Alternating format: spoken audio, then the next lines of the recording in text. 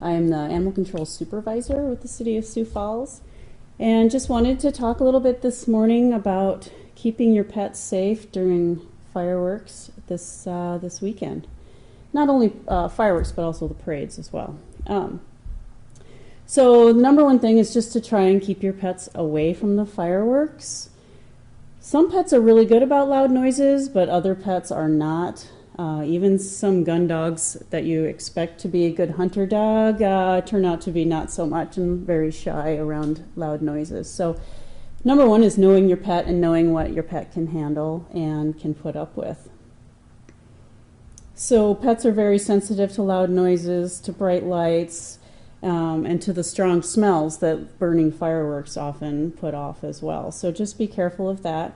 If you are lighting fireworks around your pet and he doesn't seem to be mindful of the noise, make sure that those embers, the sparklers, all of those things aren't laying on the ground where the dog could possibly pick them up in his mouth, burn his nose, or even his foot pads. My son was lighting smoke balls last night, and my dog tried to come up and grab the smoke balls in his mouth. So just simple things like that that could burn them or injure them.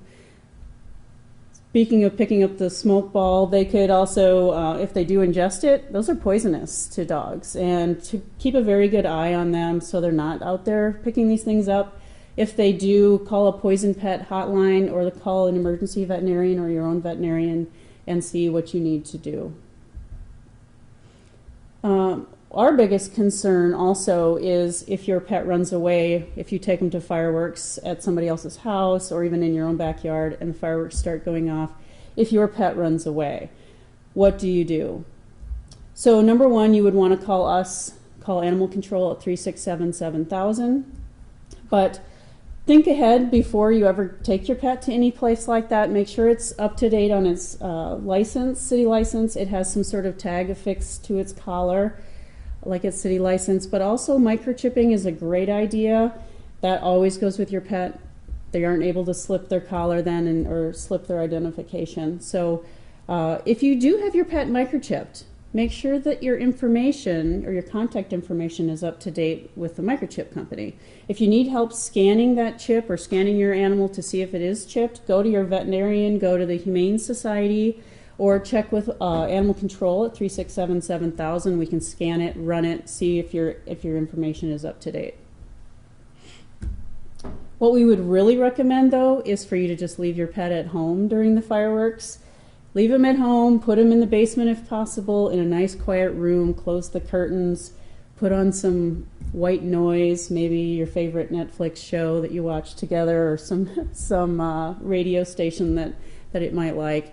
But just to cover the noise, cover the distractions from the noises and the flashing lights and booms. We always recommend take your pets out early for their walk at night or to go potty before it gets dark and before the fireworks start. And that's always the best tip. You don't want them running off as soon as the fireworks start. If your pet is anxious around loud noises and you know this, check with your veterinarian. Maybe they have some suggestions on what you can do.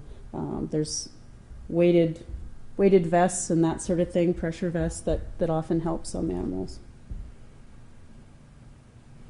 There's a parade on the 4th, right? Yep. Okay, so parades, if you're taking your pet to a parade, especially dogs, most people don't take cats, but if you are taking your pet to a parade, make sure you have water with you, make sure you keep them in the shade. They can overheat really quickly, and make sure that their paw pads are not on hot concrete or hot pavement all the time. If it's hot to your hand, it's hot to their paws, and dogs actually lose a lot of their body heat through their paws, and so they can actually heat up a lot through their paws as well, so that can help heat them up.